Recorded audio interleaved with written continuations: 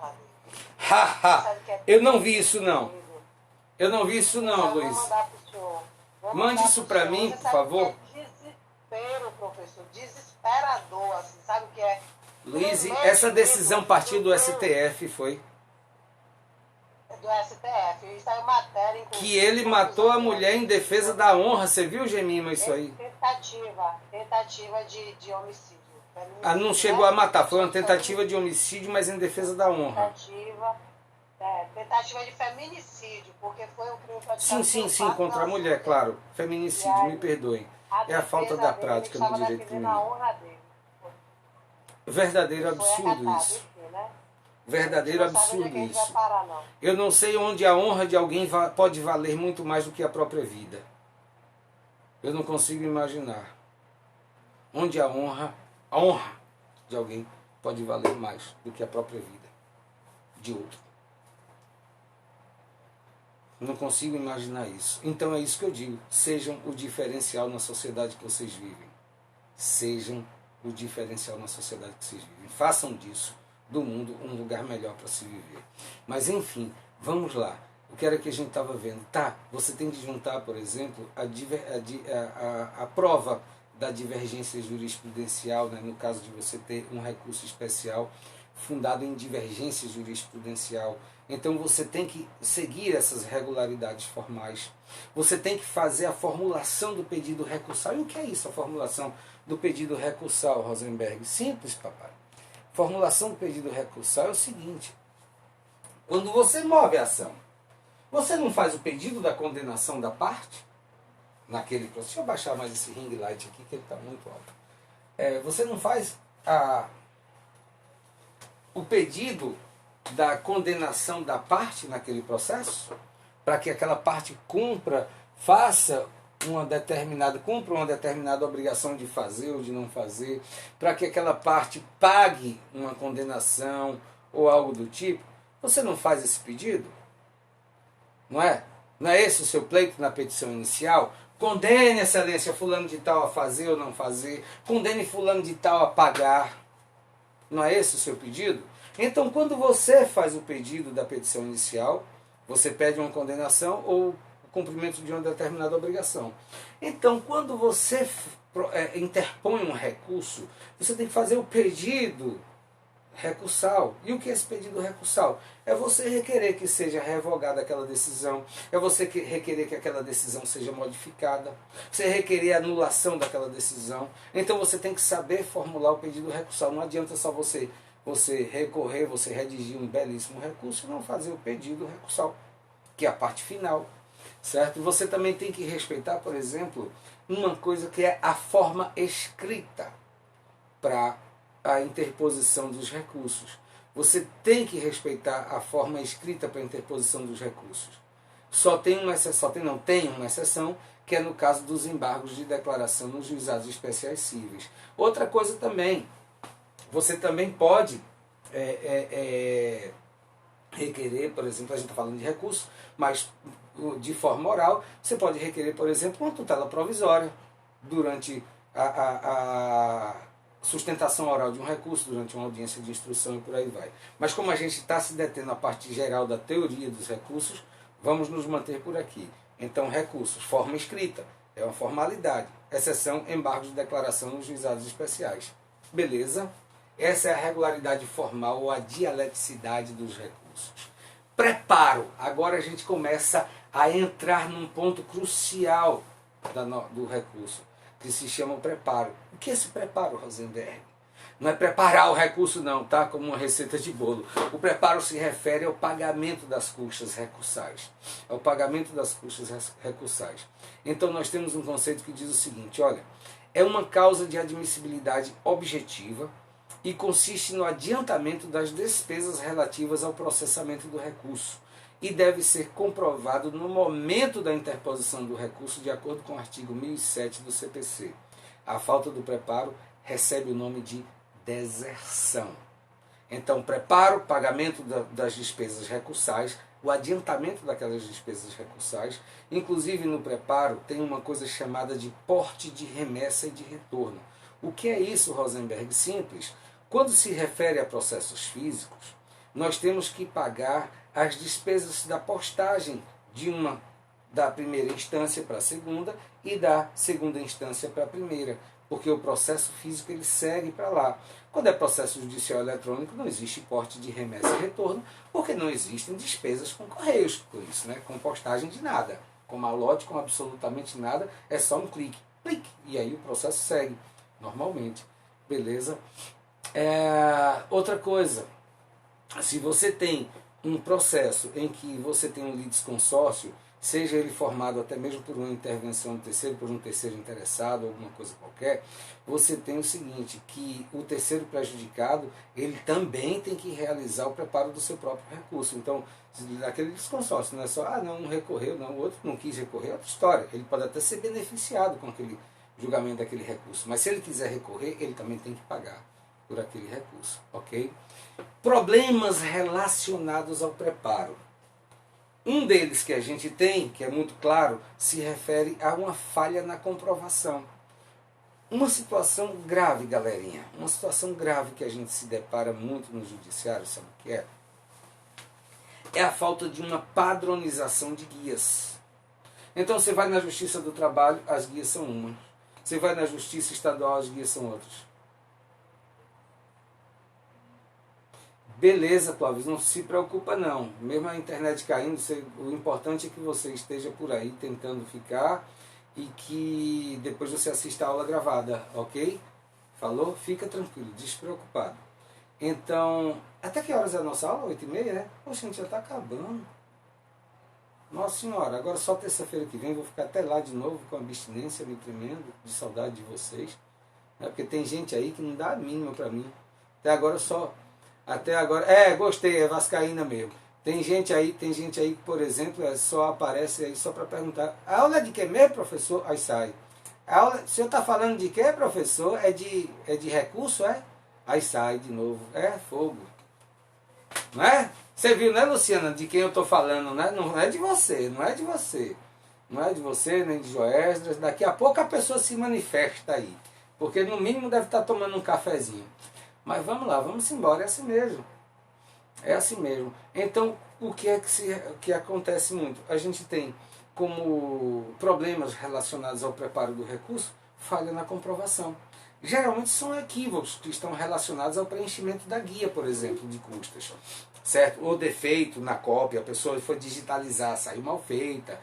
Ou então o recolhimento em uma guia inequívoca, e isso era uma coisa que eu falava para vocês. Essa falta de uma uniformização, de uma padronização, gera problemas. Você vai para a Justiça do Trabalho, é uma guia, você vai para a Justiça Estadual, é outra guia, você vai para o Juizado, é outra coisa. Nossa Senhora, é coisa demais. Podia ser padrão, tá? Tipo um boleto.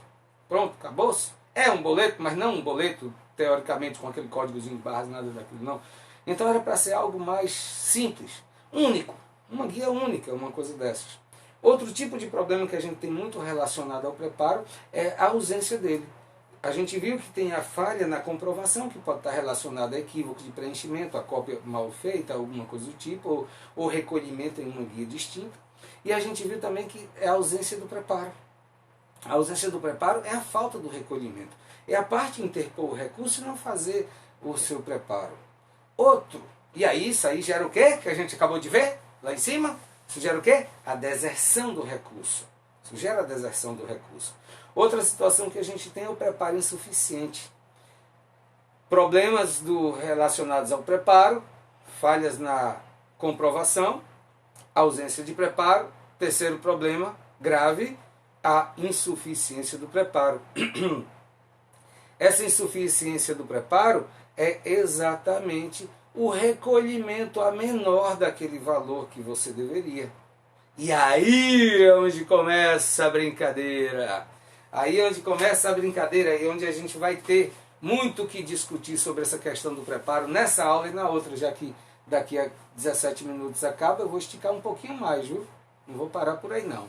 Então, ausência, insuficiência ou falha no preparo não autoriza a imediata inadmissibilidade do recurso, viu, gente? Não autoriza. Vocês se lembrem que o magistrado, e quando eu falo magistrado, a gente tem que ter em mente, Luciana, ela até agora nem apareceu. Ela até agora nem apareceu, tá vendo? Não, Júlio, mas vai ficar gravada a aula, fica tranquila. Fica tranquila, não vai perder não. Ô, tá boa, é? Obrigado, bebê. Então, veja só. Vocês se lembrem do princípio da cooperação dos sujeitos no processo. O magistrado também tem suas obrigações, seus compromissos com o processo. E entre elas é cutucar a parte. Cutucar a parte. Segura aí, Elton, já vou ler sua pergunta, é meio grandinha. É cutucar a parte. Então o que acontece? Insuficiência, ausência de preparo, não sei o que, essas coisas todas. Ou uma guia recolhida errada, ou uma coisa dessas qualquer que vá provocar a deserção.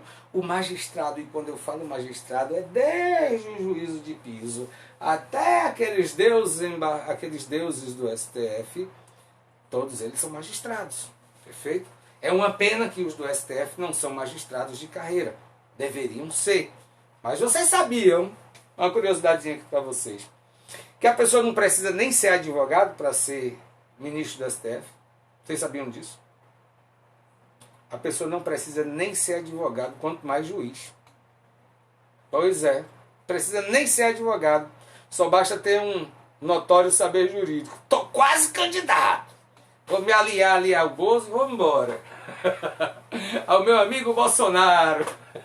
Cadê minha petista de plantão, tão linda, que ama as estrelinhas vermelhas que eu boto aí? Cadê ela? Cadê ela? Ela não está aí hoje, não? Quem foi que falou da outra vez? Não lembro. Pô, mas enfim, sem negócio de política, porque eu odeio política. Basta ser político. Mas é isso aí. Então, se lembrem, o magistrado ele não pode simplesmente determinar, decretar a deserção do recurso de maneira nenhuma. Ele tem que intimar a outra parte para que ela possa corrigir, sanar aquele vício, aquele defeito. Não pode haver a decretação da deserção de imediato, de maneira nenhuma. Então, a ausência, insuficiência ou falha no preparo não autoriza a imediata inadmissibilidade do recurso, sendo o magistrado, desembargador, relator, obrigado a intimar o recorrente para sanar o vício. Isso está no 932 do CPC, que diz o seguinte para a gente: incumbe ao relator, antes de considerar inadmissível o recurso, o relator concederá o prazo de 5 dias ao recorrente para que seja sanado o vício ou complementada a documentação exigível. Então, verificou qualquer falha naquele recurso, o relator, antes de determinar a deserção ou antes de tomar uma outra decisão qualquer, ele vai ter que intimar o recorrente para que ele possa sanar aquele vício. Belezinha? O que é que a gente pode falar? Certo, o artigo 1007 do CPC. Vamos dar uma lida aqui no 1007 do CPC. Ok? Gente, a aula de dia 13, né? E dia 20 é a nossa prova. Eu vou ver se eu consigo concluir esse material no dia 13. Vai faltar pouquinho. Se brincar, vai dar para concluir hoje, que já estamos no 14º slide de 21. Então, se brincar, vai dar até para isso, que são 20 e 17. Ainda faltam 13 minutos de aula. E aí, na próxima aula, a gente vê ações impugnáveis dentro do tribunal. Ou então a gente faz uma revisão para poder fazer a prova. Tá ok? Beleza? Revisão, pelo amor de Deus, a revisão, as aulas já estão gravadas aí, dá para vocês desenrolarem tudo. Artigo 1007 do CPC. No ato de interposição do recurso, o recorrente comprovará, quando exigido pela legislação. Eita ferro, peraí, alguém tinha me feito uma pergunta aqui que eu disse, já eu vejo que ela está meio grande. Quem foi que me perguntou? Foi Elton. O professor acha os recursos discriminatórios entre pobres e ricos? Pois somente para fazer o preparo existem condições que eliminam muitos cidadãos devido aos valores cobrados conforme o artigo 98, parágrafo 2º da concessão da gratuidade, não afasta a responsabilidade do beneficiário pelas despesas processuais e pelos honorários advocatícios recorrentes ou de sucumbência. Gente, Elton trouxe uma questão muito importante, muito relevante. Não está muito direcionada ao nosso assunto, mas ela é de muita relevância, inclusive uma relevância social. Eu faço questão de comentar, mesmo que não dê para eu concluir esse assunto da aula de hoje. Minha água acabou, vou ter que tomar agora repelente. Enfim, Elton está falando o seguinte, olha só, Rosenberg, a gente tem aqui uma situação em que, será que os recursos eles são discriminatórios entre os pobres e os ricos? Porque o parágrafo 2º do CPC diz que a concessão da gratuidade de justiça não afasta a responsabilidade do beneficiário pelas despesas processuais e pelos honorários advocatícios. Não, não afasta. Mas também não exige o cumprimento. Me deixa te explicar, Elton. O artigo 5º da Constituição, inciso 35, ele fala sobre o princípio da inafastabilidade do juízo, do judiciário. Deu um tilt agora. Enfim, o que ele está querendo dizer, o inciso 35 do artigo 5º da Constituição é o seguinte: todo cidadão tem o direito de se socorrer do judiciário para ter apreciado o seu pleito. Beleza? É isso o que ele diz. É isso que ele diz. E ao dizer isso, o artigo 98, os artigos 98 e 99 do CPC, eles permitem que a parte se declare pobre na forma da lei e possa utilizar dos serviços do judiciário sem ter o pagamento de custas, ou seja, gozando dos benefícios da gratuidade de justiça. Isso vai muito mais além do que um simples pleito, porque não tem nada de política